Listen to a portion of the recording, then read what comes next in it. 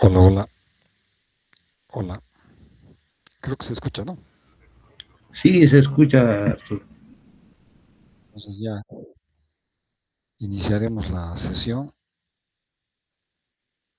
Vamos a trabajar sobre la presentación del día de ayer que la dejamos, creo que en la última parte ya estábamos. Distribución de planta.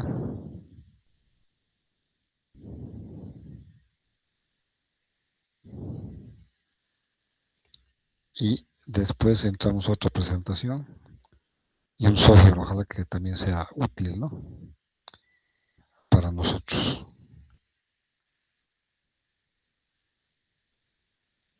Bien, voy a compartir pantalla. Me dicen ustedes si es posible visualizar.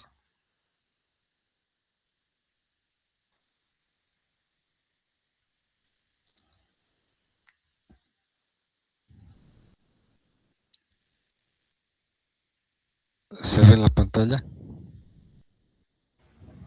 Sí, se ve.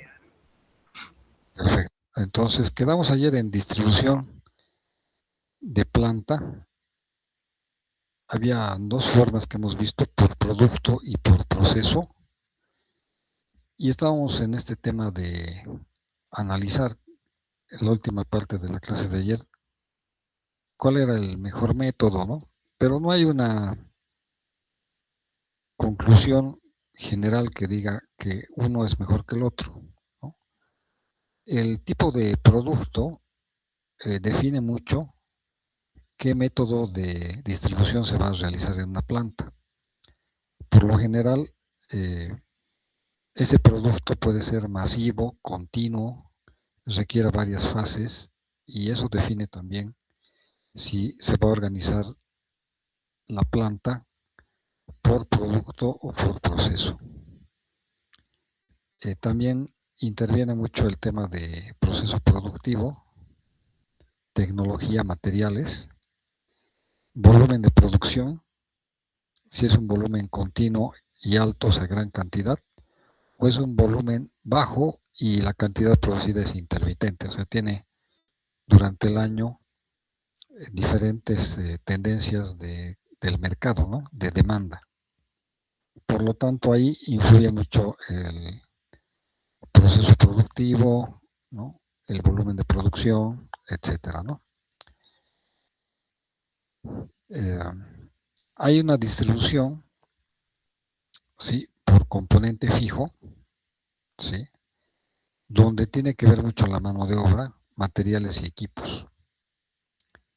En este caso, hay una ventaja analítica que se hace porque se puede aplicar algunos métodos de investigación operativa, por ejemplo, ruta crítica y PERT.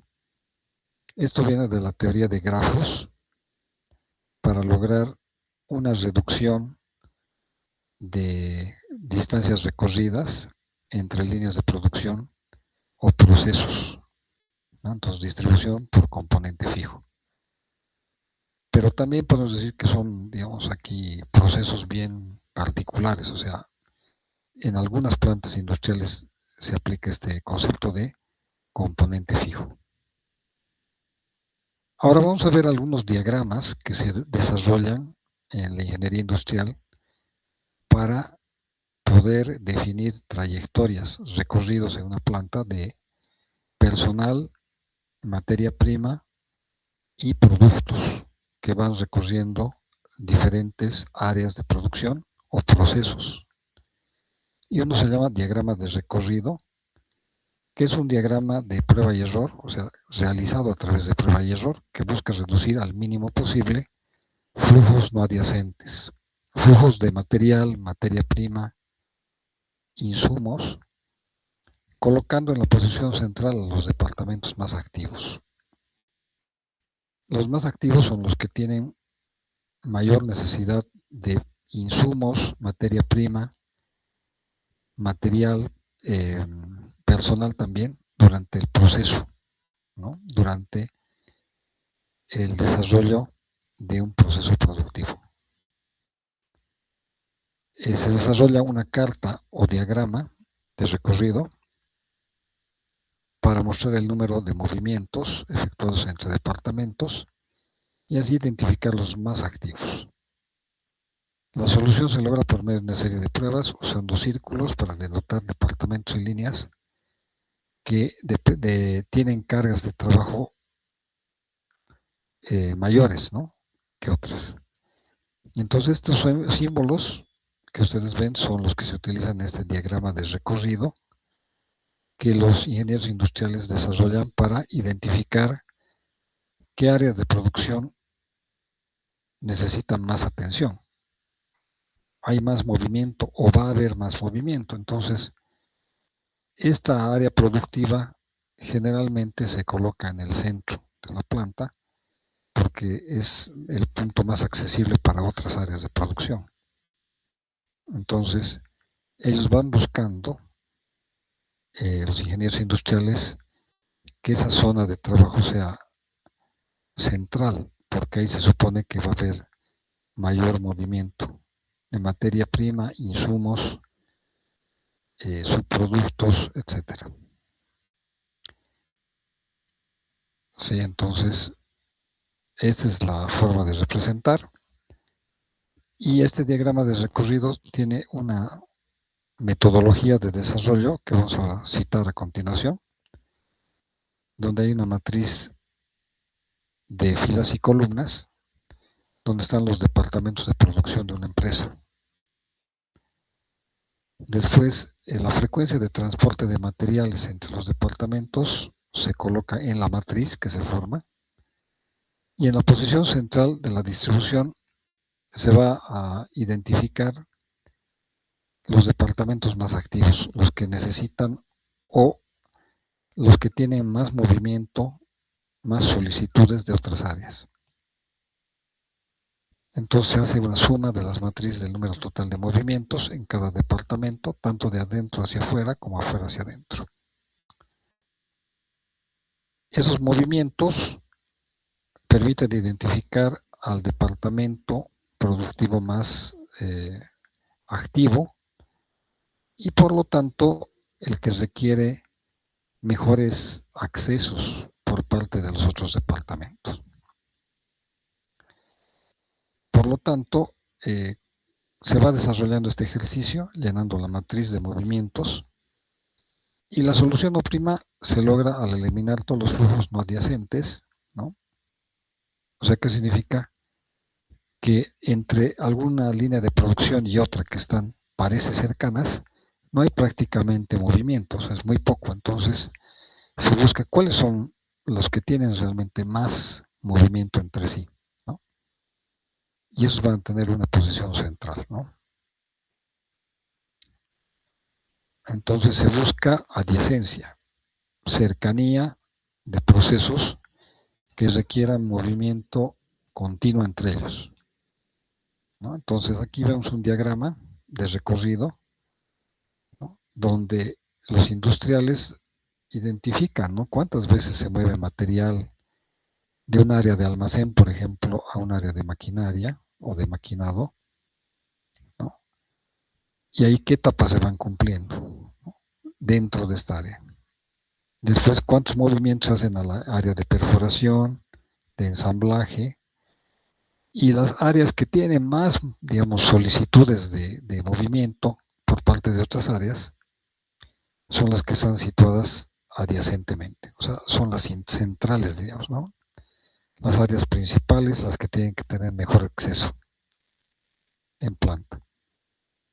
Las que no tienen mucha adyacencia, o sea, que son poco requeridas, pueden estar más alejadas, ¿sí?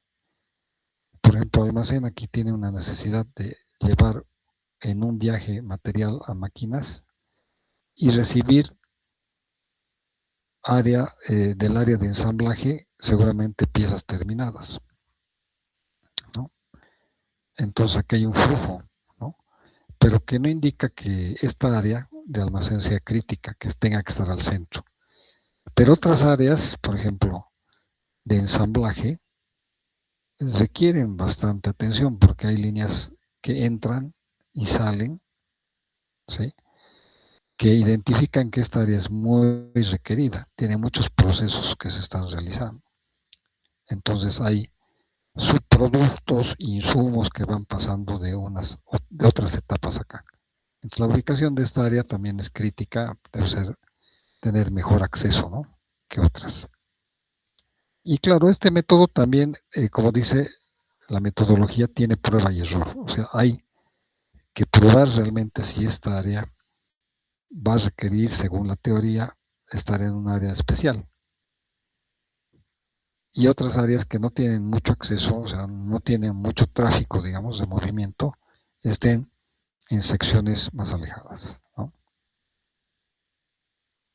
Bien, entonces ese es un método de diagrama de recorrido, ¿ok?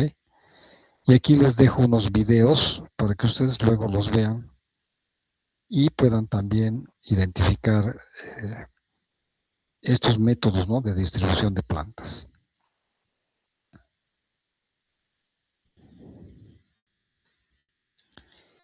Bien, no sé si queremos compartir algo, alguna sugerencia, eh, alguna experiencia también sobre este tema que les guste, les haya interesado también a ustedes.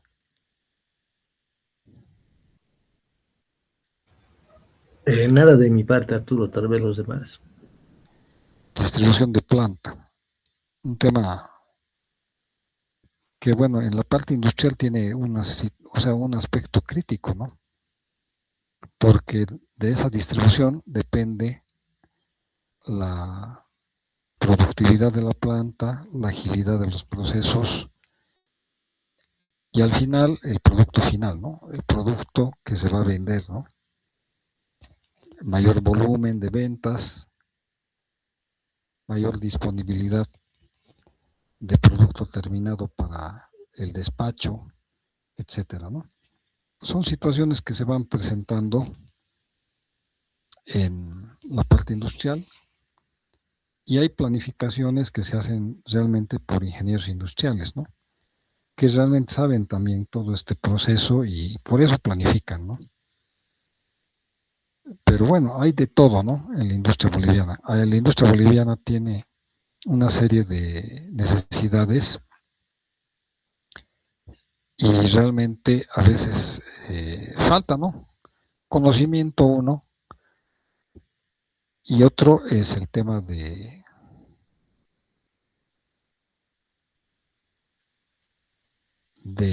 los medios económicos, ¿no? Sí, se improvisa mucho.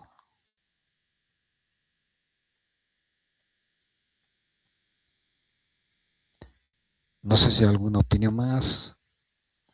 Yo quería hacer un comentario. Alguna vez he dado clases en la carrera de justamente ingeniería industrial de la EMI y Sí, era una materia de software para la industria.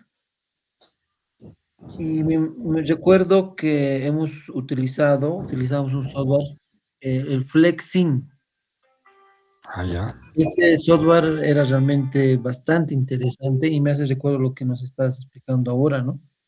Que claro. permitía simular layouts de planta, el flujo de materiales, o sea, y era justamente también para tocar ese tema de mejorar, digamos, la producción, los tiempos, etcétera.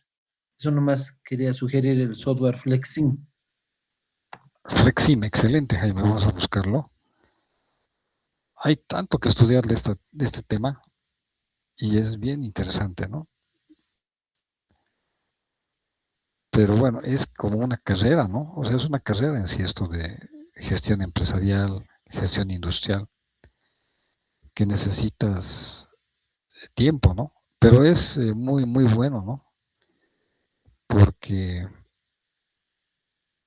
puedes también, conociendo estas características, desarrollar un negocio propio o ver el tema industrial, porque hay muchas industrias que se cierran, lamentablemente, porque los dueños, los inversionistas, no ven muchos detalles y esos detalles hacen fracasar el negocio, ¿no? Entonces, bueno, realmente hay que conocer bien el tema, ¿no? Y muchos dicen el emprendedurismo es el camino, ¿no? Pero el camino a veces es muy pedregoso, ¿no? Sí, tiene muchas cosas que tomar en cuenta, ¿no? Pero bueno, tampoco hay que desanimarse, ¿no? Hay que seguir adelante y ver, pero con más conocimiento, más parámetros, yo creo que es más fácil, ¿no? Tomar decisiones. O no sé si era fácil, pero bueno, ya estás avisado, digamos, ¿no? De circunstancias que pueden suceder, ¿no? Porque nuestra industria en ese aspecto tiene mucha limitación, yo pienso, a veces de materia prima, transporte, eh, lejanías de respecto a los mercados internacionales. Y una limitación también clave es el tema del cumplimiento de normas, ¿no? Por eso muchos productos bolivianos no pueden ser exportados, ¿no? No hay normas que se cumplan internacionales y eso limita mucho la exportación, ¿no? Y, y eso pues limita mucho, ¿no? Pero bueno, es un tema también del gobierno un poco, ¿no? Que tiene que ver con las normas, ajustes, mercado, economía, ¿no? Porque también una industria sujeta a muchos reglamentos es una industria con muchos impuestos, ¿no? Después también tiene que pagar muchas patentes, seguros, ¿no? Limitante, ¿no? Eso está pasando en Europa, por ejemplo, ¿no? Que ellos tienen muchas normativas de cada país y una normativa europea. Y eso ha hecho que su industria se debilite mucho en Europa, ¿no? En cambio, los chinos tienen ahora un claro dominio industrial porque ellos habilitan, deshabilitan las reglas, digamos, y las normativas de acuerdo a su conveniencia, ¿no? Ya no hay un patrón externo, digamos, que les mande a ellos, pero ellos también se acomodan a los patrones internacionales, ¿no? Pero hay una gran facilidad, digamos, logística y normativa en China, lo que he sabido, para hacer que su industria crezca rápidamente. En cambio, en Europa es al contrario, hay mucha restricción en el tema ambiental, ¿no? Y ellos han hecho que sus industrias se cierren, ¿no? Porque hay una regulación excesiva, digamos, ¿no? Digamos, un país, Alemania, tiene una normativa ambiental de residuos sólidos para industrias manufactureras, pero la Unión Europea tiene otra normativa, entonces las industrias tienen que cumplir doble normativa y les limita mucho y también eso les quita competitividad, ¿no? Eso frena mucho en Europa, ¿no? Pero bueno, son cosas, ¿no? Que suceden. Bien, entonces es ideal, digamos, en este campo, ya para terminar este tema, el tema de las visitas a planta, el trabajo con ingenieros industriales, mecánicos, eléctricos y la visión que tienen ellos de producción, ¿no? Y un problema que a mí me parece crítico nuestro y que voy a compartir unos documentos también en Moodle, es la productividad industrial boliviana, que eso me parece que es el punto crítico de la economía nacional. O sea, cambie el gobierno que cambie y el modelo económico, uno de los factores que siempre nos va a afectar en forma negativa es la baja productividad. Y eso va a ser crítico siempre. O sea, no creo que cambie mucho nuestra situación económica si la productividad no mejora, ¿no? No aumenta. Bien, entonces, hablando de esos comentarios que son de todos nosotros muy válidos. Vamos a entrar a otro tema. Me indican ustedes si se puede ver la presentación.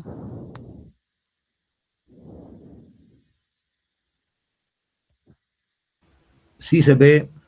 Muy bien. Dentro del temario que me ha pasado, bueno, el posgrado del UPEA, de esta maestría, hay una sección que es metodologías ágiles de la gestión empresarial, gestión industrial. Y hay varios métodos y metodologías que no son lo mismo al final, método y metodología, de producción y gestión empresarial. Una de ellas es el método Kanban, que vamos a ver hoy. Otro se llama método Scrum, otro método Agile o Ágil, y así hay varios métodos que se van mencionando en la bibliografía de lo que se llama gestión empresarial.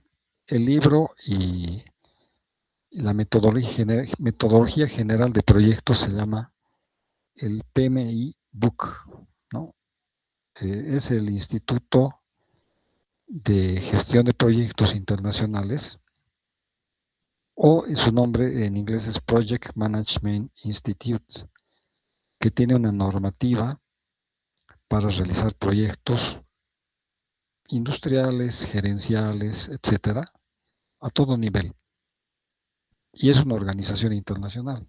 Entonces, ellos definen muchas de las reglas, procedimientos de gestión de proyectos, tanto comerciales, económicos, industriales. Y uno de esos métodos que me ha parecido muy llamativo, yo creo que muy útil además, ya no solo para el tema de la universidad, ¿no? A nivel profesional y a nivel personal también, se llama método Kanban. Y está muy recomendado en la gestión industrial, o sea, cuando ya la planta está en operación, cómo se hace la administración, gestión de recursos y la productividad, lo que estamos hablando, cómo se puede mejorar la productividad, ¿no?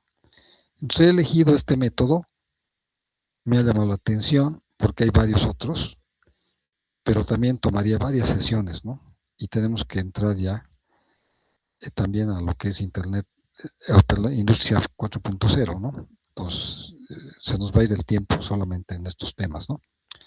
Entonces voy a tocar este tema de método Kanban, que es una herramienta de gestión visual y evolutiva para mejorar el flujo de trabajo y entrega de servicios.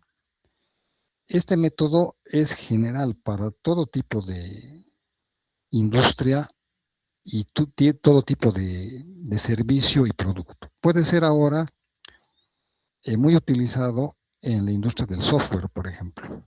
En software lo utilizan bastante para el desarrollo de proyectos, pero originalmente ha sido pensado para la industria automotriz, específicamente en Toyota, Japón. Y es un método visual de tarjetas que se van ordenando y que indican qué tareas debemos realizar en un proyecto.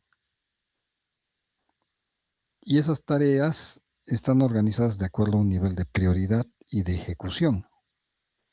Entonces este método ha ido evolucionando con los años porque es un método ya desde los años 50, 60 del siglo pasado, que se ha ido desarrollando, y en Estados Unidos ha tomado relevancia y se ha utilizado mucho en los últimos 20 años en desarrollo de software. Por lo que a mi criterio es muy interesante, digamos, ¿no? No solamente a este nivel industrial o desarrollo de proyectos, sino a nivel también personal puede ser, ¿no? Puede ser útil. Bien, entonces, ¿de dónde surge este tema de Kanban? Viene de lo que se llama sistemas de producción en grandes fábricas y de un método que se llama Lean Manufacturing o manufactura esbelta, y se van juntando varios conceptos, ¿no? Producción esbelta, después Just in Time, y una parte de esto es Kanban, ¿no? O sea, son varias soluciones industriales, y uno de los métodos de producción de Toyota es el Kanban, ¿no? Y lo desarrolla un ingeniero de producción llamado Taichi Ono, que es empleado en Toyota justo después de la Segunda Guerra Mundial, cuando en Japón había una escasez de materia prima, las plantas habían quedado destruidas y había poco espacio de almacenamiento de insumos y materia prima también. Entonces había limitaciones severas para la producción. Pero podríamos decir que Japón nunca ha perdido la industria, digamos, de maquinaria pesada y de barcos, aunque haya sido derrotada en la Segunda Guerra. O sea, siempre ha tenido una industria muy potente, muy poderosa, y esa industria se ha vuelto a levantar después de la Segunda Guerra Mundial, y también con la ayuda de Estados Unidos, porque ha visto que su industria tenía bastantes fortalezas. Entonces, como aliados después de la guerra con Japón, han logrado que repunten sus fábricas también, ¿no? Entonces, ¿qué pasó con este tema de Toyota? Resulta que este señor se vuelve jefe de taller, y su jefe era el dueño, ¿no?, de Toyota, Kiichiro Toyoda. Y ellos, después de ver plantas en Europa y Estados Unidos, plantas industriales, tienen algunas ideas de producción propias, pero también realmente viendo su situación, porque Japón tenía una condición industrial diferente a la europea y a la americana. Era muy limitado el recurso material, o sea, insumos y materia prima, y las plantas tenían poco espacio para almacenaje. Algunas de ellas habían quedado parcialmente destruidas, ¿no?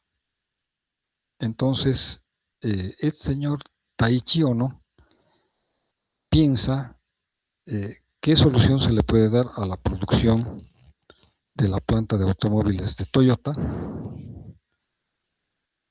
y primero supone que no hay espacio para mucha mercadería, muchos insumos y materia prima, o sea, el almacén es pequeño, y se pone a pensar en cómo trabajan los supermercados, ¿no?, en ese tiempo en Japón, sí.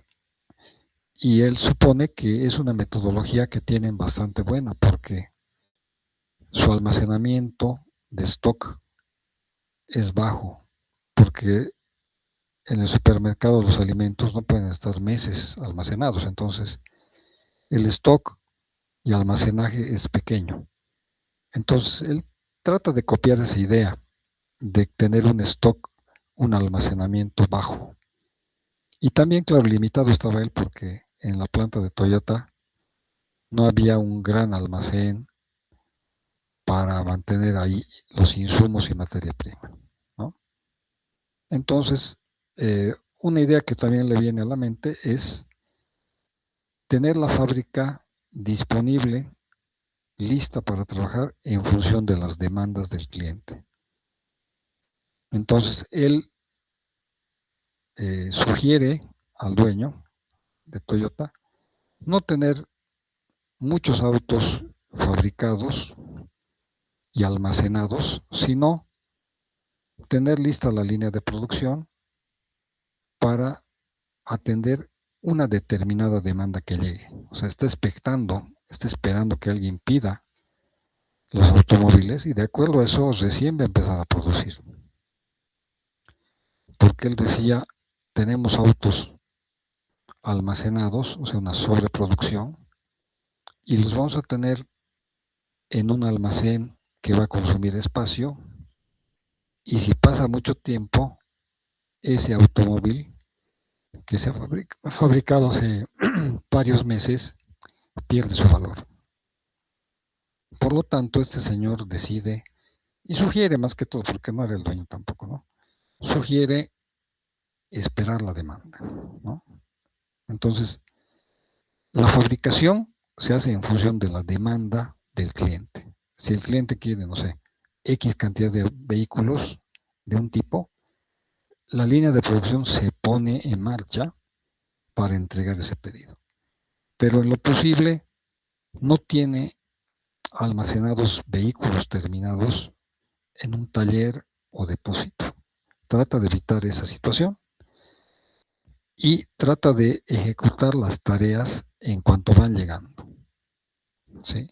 Quiere evitar cuellos de botella en todo el proceso productivo, que vamos a ver más adelante, es una de las partes críticas de este método, ¿no? Evitar puntos en los cuales se acumulen tareas, ¿no?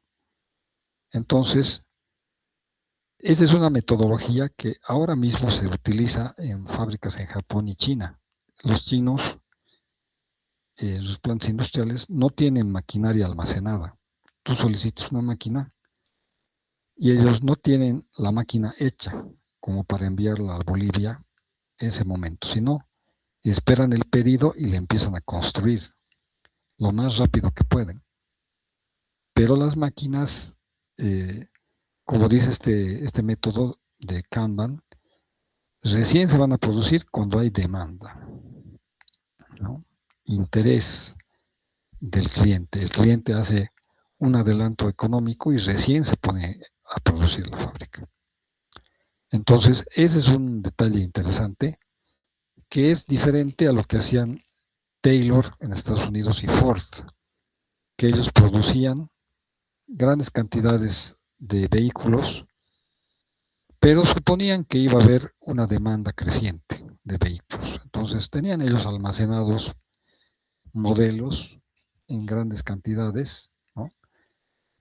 Y eso tenían la ventaja ellos del almacenamiento y tener espacio grande, ¿no? En Japón no tenían eso. Pero al final, digamos, pasan los años y este método del Kanban se va replicando en todo el mundo, ¿no? Todos los fabricantes tratan de seguir este método, ¿sí?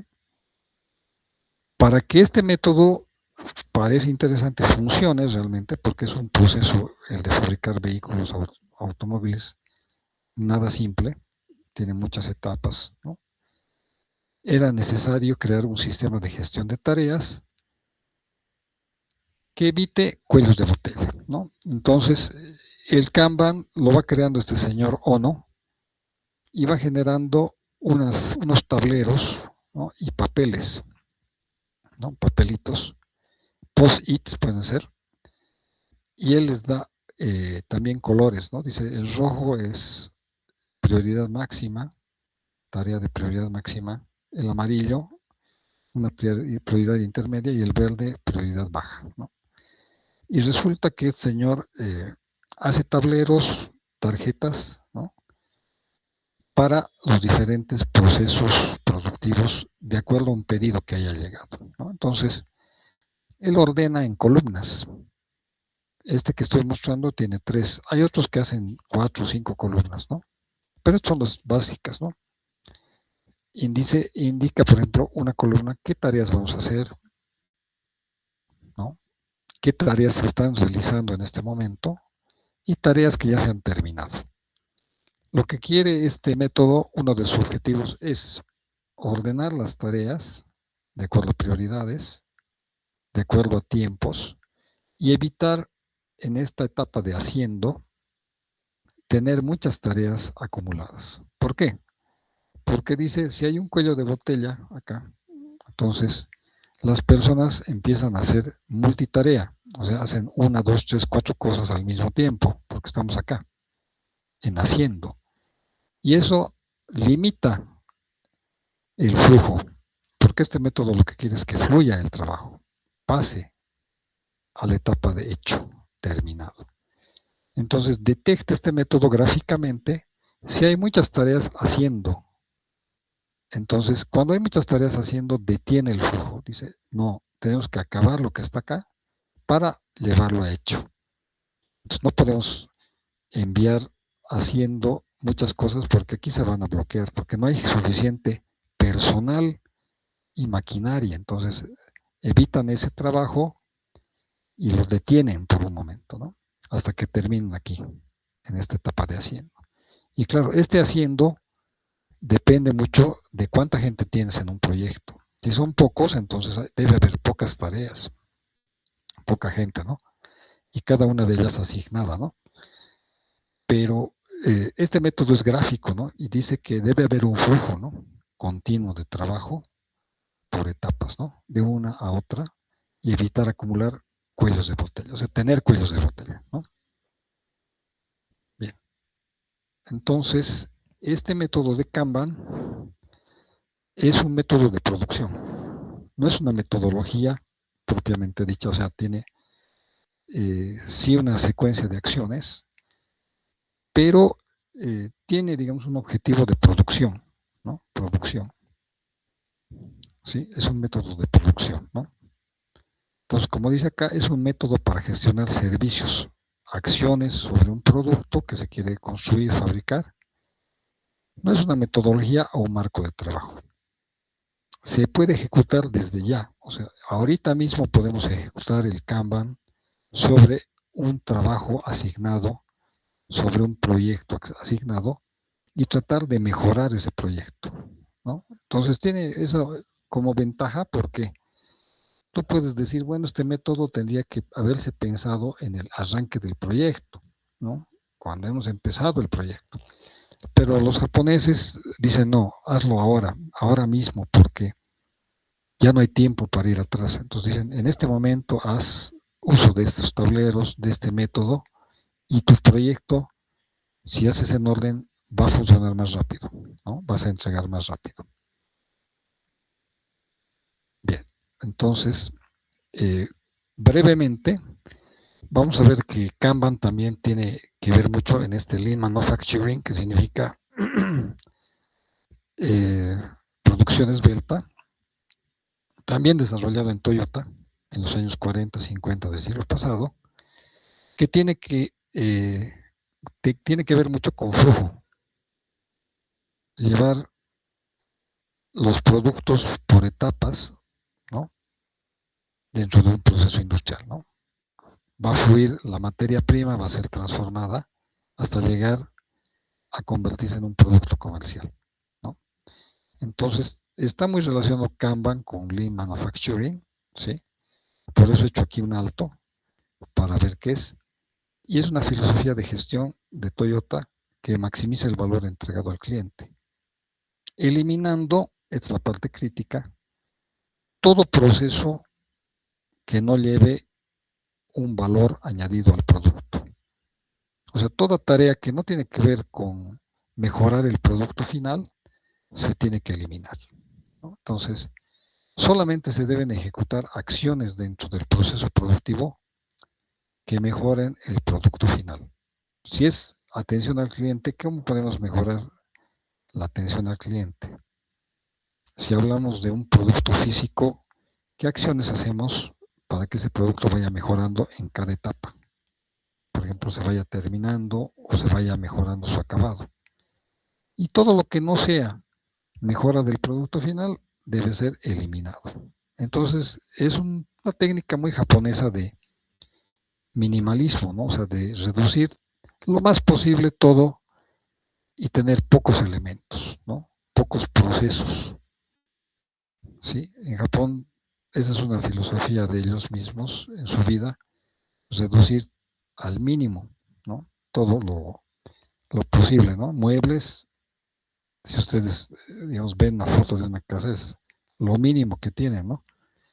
Si tienen, digamos, bolígrafos, ellos tienen uno, ¿no? O sea, necesitan lo mínimo, ¿no? Para trabajar, porque es su forma también de pensar, ¿no? No distraerse, ¿no? Con las cosas. Entonces, este método ha pasado de ser digamos, una metodología de Japón de fabricación de automóviles a un conjunto de técnicas que se aplican en todo tipo de industrias, ¿no?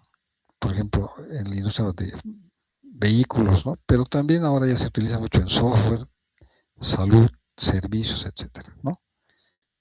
Y una sección de este proceso de producción es Kaizen también, mejora continua, que lo utilizan mucho aquí las industrias en Bolivia, se llama Kaizen, ¿no?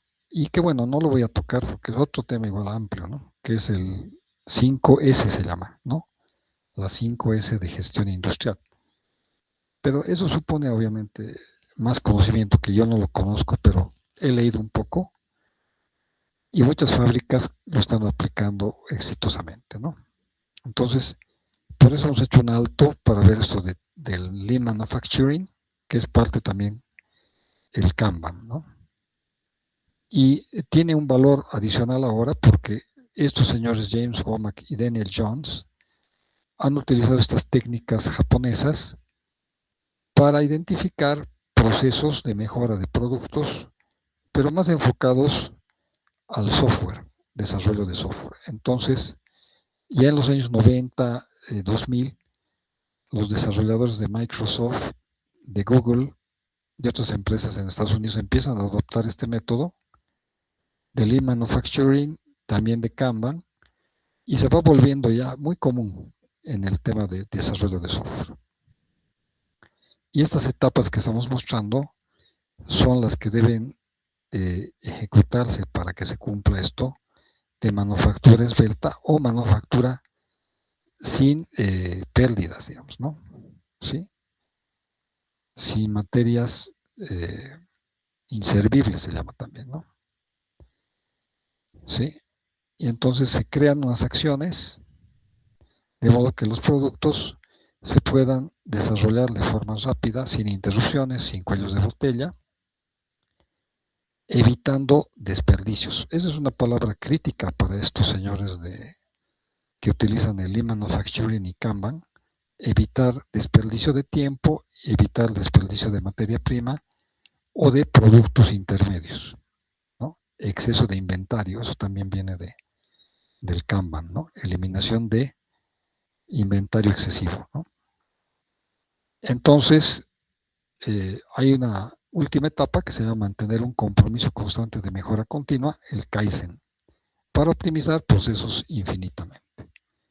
Entonces, ahora los administradores de empresas también han tomado estas ideas de Kaizen y en las plantas industriales hay también mucho trabajo sobre el tema, ¿sí? Yo les voy a pasar luego en el Moodle implementación de Kaizen en plantas en Bolivia. ¿Está bien? Un pequeño documento. Quería convocar aquí a un ingeniero, pero por el horario no se ha podido, pero por lo menos un corto video vamos a hacer con el ingeniero jefe de planta de la papelera para que él nos indique cómo funciona el Kaizen en su planta, ¿no? Ellos ya han implementado y qué nos puede dar de, digamos, experiencia personal, ¿no? Cómo han aplicado este método que está dentro de Lean Manufacturing, ¿no? Bien. Ahora, volviendo al Kanban, este Kanban se basa en principios de gestión, entrega de servicios y prácticas que fomentan la colaboración y mejora continua. Entonces, ¿qué principios utiliza el Kanban? Comenzar lo que haces ahora sin cambios radicales. O sea, en este momento tienes un proyecto, una tarea que cumplir, aplique el Kanban ahora mismo, ¿no? ¿Cómo?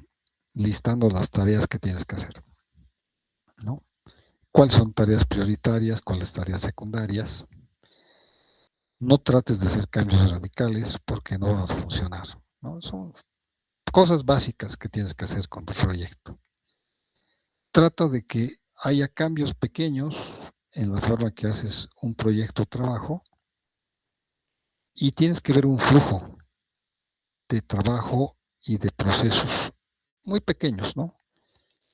Haces una tarea y la divides en partes y ves cómo esas partes, tareas más simples, se van ejecutando.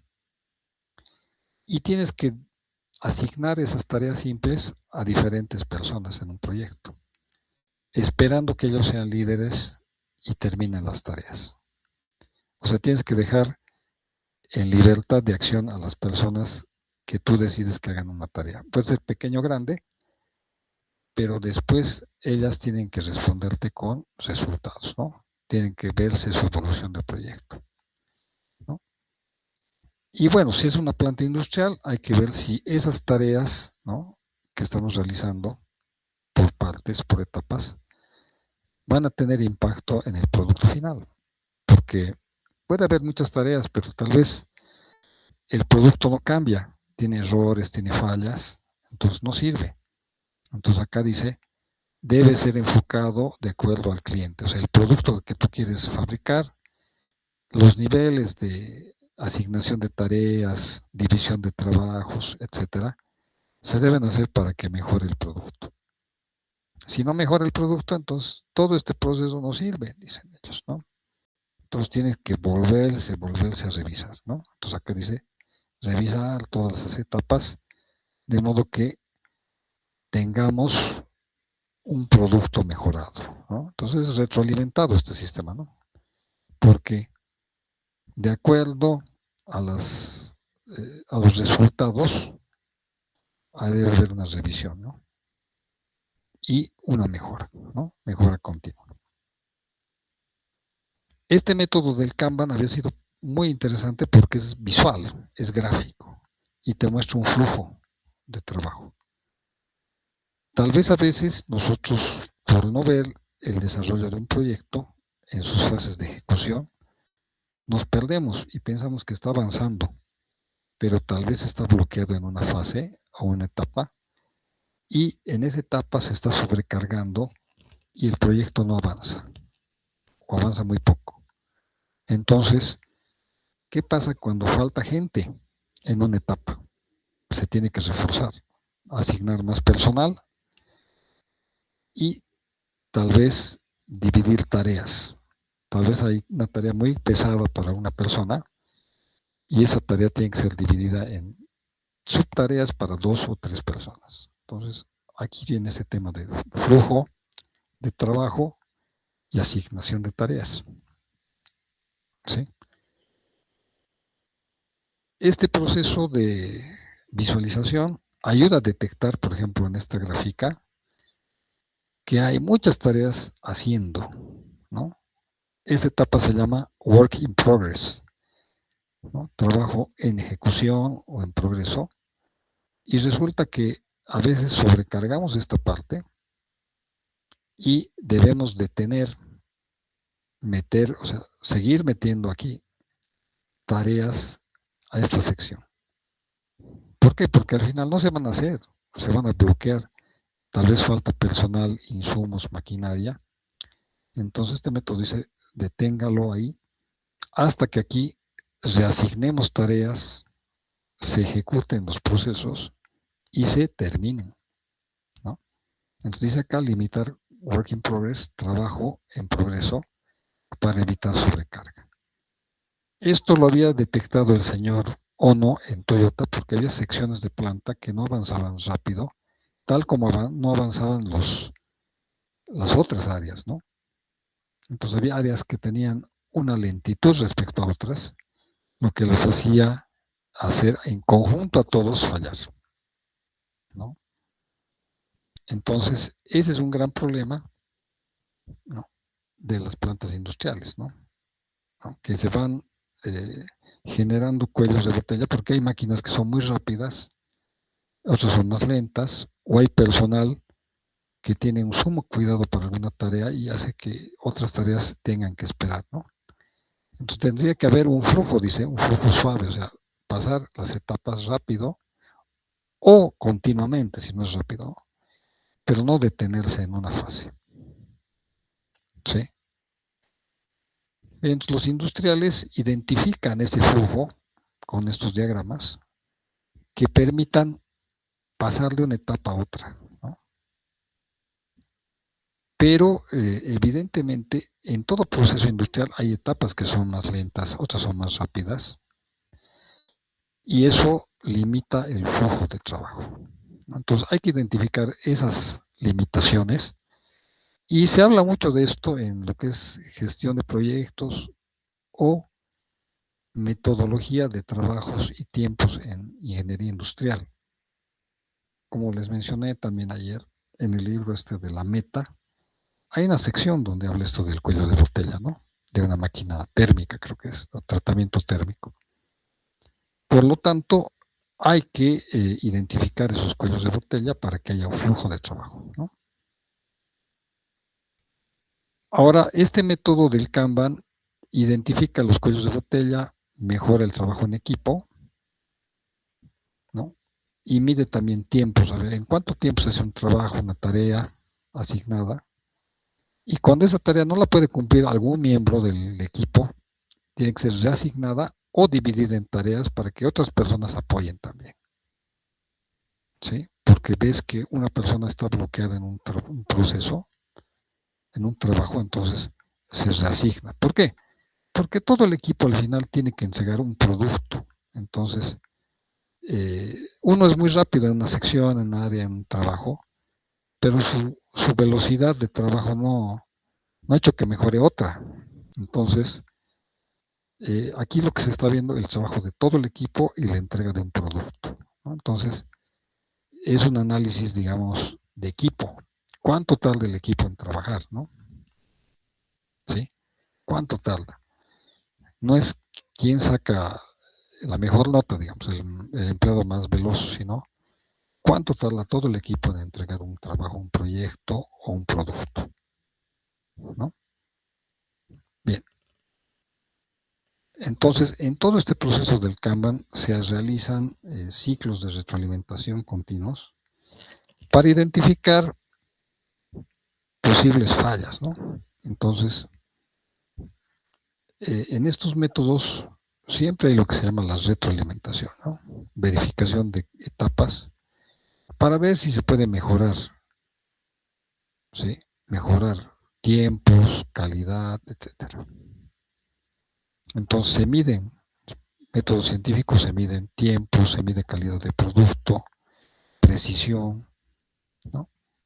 Y a través de eso se evalúa si el proceso que hemos querido hacer mediante este método Kanban realmente tiene resultado, ¿sí? Entonces es un proceso de mejora continua, retroalimentado, ¿no? Siempre se sugiere que sean así estos procesos, ¿no? De gestión empresarial. Bueno, entonces alguien puede pensar y decir, bueno, esto lo han hecho en Toyota, una empresa gigante que fabrica automóviles, ¿no? Pero aquí en Bolivia no tenemos una industria así y somos muy pequeños, digamos, ¿no? En la parte industrial, comparados con Japón. Pero Japón tiene, y estos señores, un alcance, digamos, muy amplio de esta metodología. O sea, se puede aplicar ahora en software, en marketing, recursos humanos, atención al cliente, educación, etcétera. O sea, se puede hacer uso de los recursos, ¿no? Ahora, de una mejor forma con esta metodología. Entonces, podríamos decir que es muy general el método, ¿no? Es más que todo, uno, ver un proceso gráficamente, porque nosotros los seres humanos somos de captar mejor un concepto con imágenes, ¿no? Dos, evitar cuellos de botella y acumulación de trabajos que se estén realizando varios al mismo tiempo. Multitarea. Como ustedes saben, el ser humano no es multitarea, porque su rendimiento cae. Y estos señores de Toyota habían descubierto que el trabajo, aunque sea en equipo, multitarea también decae. O sea, el equipo no puede estar dedicado a 5 cosas al mismo tiempo, ¿no? Entonces hay que evitar esos de cuellos de botella y tener acumulación de tareas realizadas al mismo tiempo, ¿no? Entonces, es ampliamente utilizado y estoy compartiendo unos libros sobre el tema en la plataforma, ¿no? Del Moodle. Yo creo que es útil este método para todo en general. Es como dividir un trabajo, digamos, personal de forma organizada, metódica, que tú puedas ver la evolución, ¿no? Y sirve yo creo que para todo. Bien. Entonces, tiene ventajas porque se puede adoptar en diferentes áreas industriales, personales, de productos físicos o de software, y es un método flexible, ¿no? Se puede adecuar también a otras tendencias industriales, por ejemplo el Scrum que se utiliza ahora, también se puede hacer una más o menos amalgama, una estructura híbrida entre Scrum y Kanban, que te puede también servir para desarrollar procesos y proyectos, ¿no? Entonces, vamos a ver que estos son, digamos, los pasos, ¿no? Para ejecutar el Kanban, ¿no? Visualizar el flujo actual de trabajo, ¿no?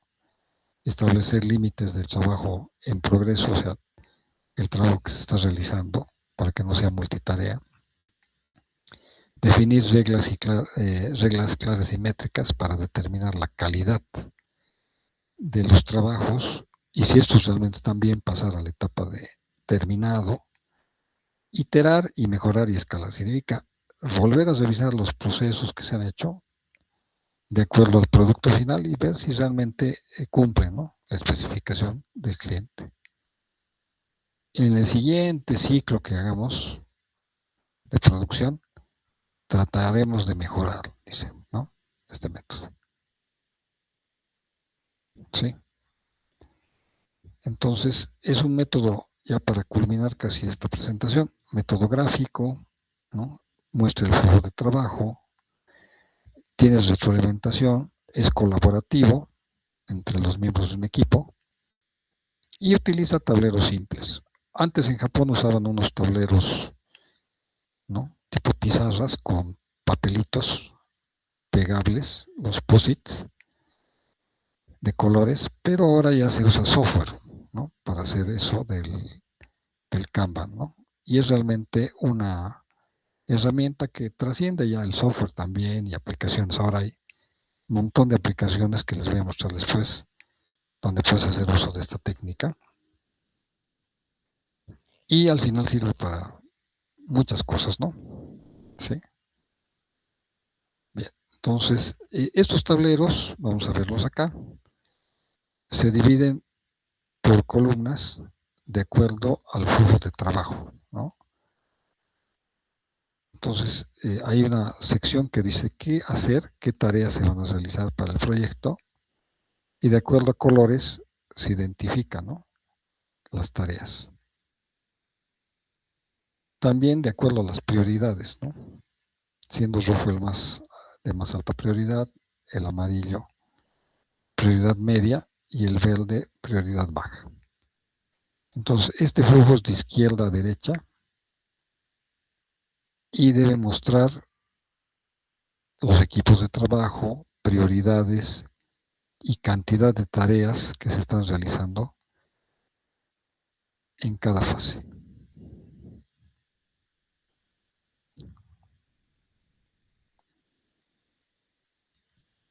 Entonces, deben ser las tareas desglosadas de forma que sean tareas simples, estén enfocadas en el producto final y que puedan ser realizadas por un encargado, una persona asignada que lidere esa tarea, ¿no?, que lidere. Si esa persona no ha podido hacer sola esa tarea, se evalúa y se puede reasignar a otra o dividir la tarea en dos subtareas que hagan dos personas. Entonces permite manejar proyectos de diferente tamaño a través de equipos de personas y facilitar la colaboración, transparencia e identificación de cuellos de botella en el proceso. Sí, aquí hay un breve resumen del método Kanban y está disponible en Kanban University, que es una página web donde hay libros, artículos, ¿no?, métodos, historias de aplicación, donde podemos aprender más, ¿no?, del Kanban. Hay en inglés, en español también, ¿no?, en japonés también. Entonces ustedes pueden tranquilamente los que deseen profundizar, entrar a estas páginas de Kanban University y estudiar y mejorar también cualquier proceso, ¿no? Personal, proyectos, etcétera, ¿no? Sí. Entonces, bueno, es a mi gusto un método bastante práctico, ¿no? Y en el tema industrial es bastante utilizado, ¿no? Bien, bien. ¿Alguna pregunta?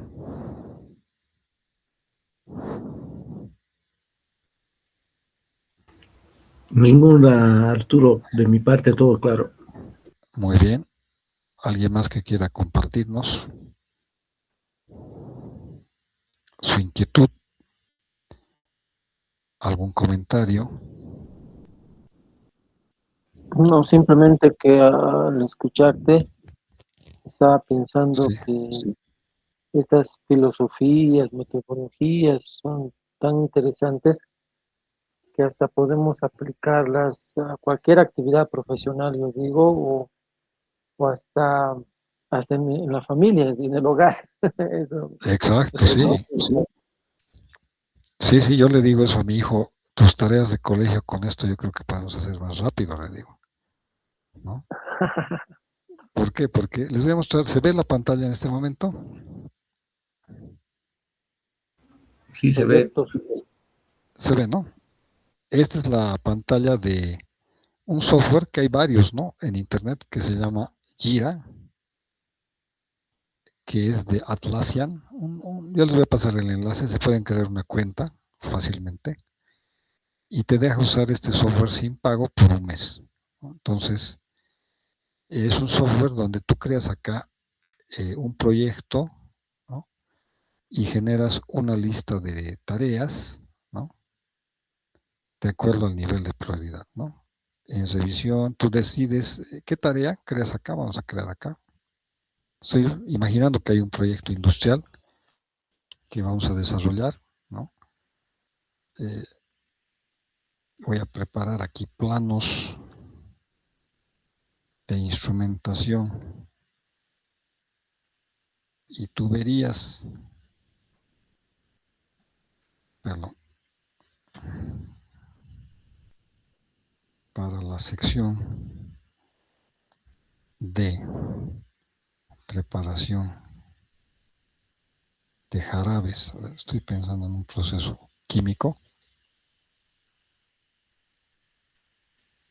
¿no? Entonces, tú te creas acá la tarea, ¿no? Tiene un código CAN7 y puedes hacer clasificación sobre eso, ¿no? Y puedes darle más detalles, ¿no? Entonces dices, por hacer, ¿no? ¿No? Acá hay varios, ¿no? Sí. Y tienes una fecha de vencimiento, le puedes asignar, dices, ¿cuándo quiero que termine, ¿no? 25 de marzo, digamos, ¿no? Prioridad. Entonces, tú aquí también puedes asignar a una persona, ¿no? Y puedes darle prioridad, digamos, a alta, media, ¿no? Aquí decides con quién trabajar.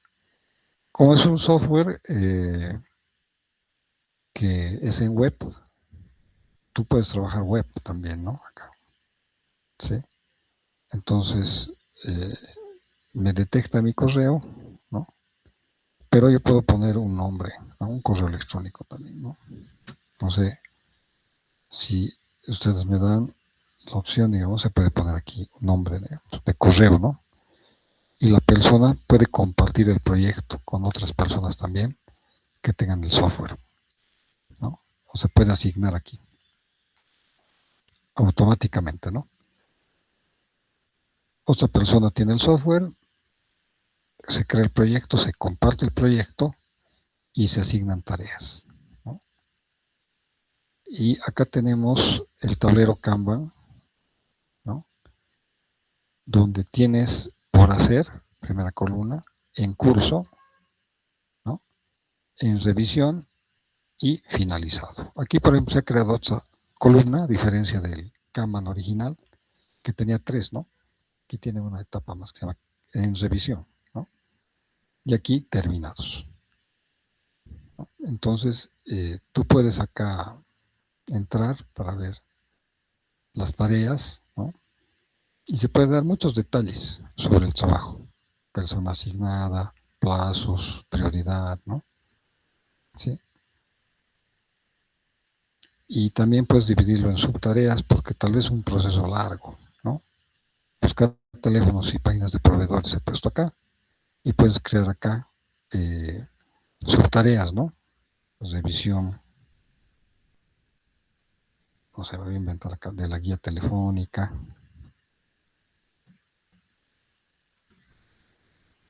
¿No?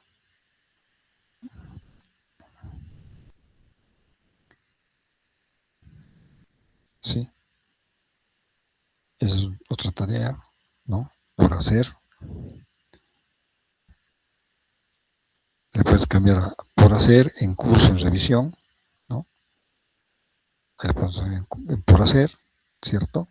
¿Qué persona lo va a hacer también, ¿no? Y es práctico este software, ¿no? Y hay varios que en internet están disponibles, ¿no? O sea, que puedes tú desarrollar, utilizar, ¿no? Este me pareció bastante sencillo, digamos, ¿no? De manejar, ¿no? Y ustedes pueden también, les voy a pasar el enlace para que ustedes se puedan probarlo y aplicarlo, ¿no? En sus diferentes tareas, proyectos, ¿sí? Y tiene un diagrama de Gantt automático que se genera al generar las tareas y los plazos que te das, ¿no? ¿Sí? Un cronograma, es un diagrama de Gantt bastante práctico y se puede igual editar, ¿no? Tareas intermedias. Es bonito. Yo pienso que a todos nos sirve y nos permite, digamos, planificar, ¿no? Trabajos. Sí. Entonces, realmente, yo creo que los japoneses han tenido muchas limitaciones en etapas de la historia y han tratado de seguir adelante, pero siguiendo algún método, ¿no? Entonces, han creado métodos a partir de sus experiencias y eso les ha servido para seguir adelante, ¿no? Salir adelante de diferentes problemas que han tenido, ¿no? Sí. Y es algo muy llamativo, ¿no? Cómo ellos han desarrollado una industria muy poderosa sin recursos naturales, ¿no? Prácticamente no tienen hierro, acero, petróleo, gas, eh, y son una potencia, ¿no? Industrial. Eso es lo llamativo, ¿no?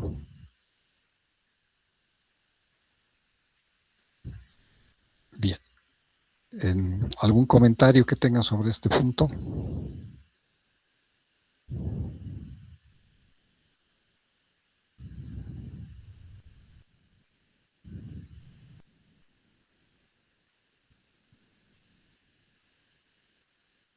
Creo que no hay, ¿no? El link tal vez lo pudieras cargar en la plataforma, por favor. Claro que sí. Atlassian.com, donde tú puedes crearte un proyecto, ¿sí? Y eso lo voy a cargar a la plataforma del Moodle y ustedes puedan acceder, ¿no?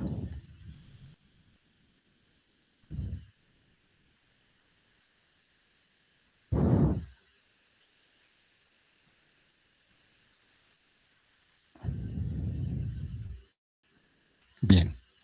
¿Les parece si hacemos un corto receso, unos 10 minutos, 10, 15 minutos? Y después continuamos. ¿Sí? Ok, perfecto, gracias. Muy bien, entonces un pequeño receso y después seguimos. ¿Listo? Listo, muchas gracias. Volvemos en un momentito.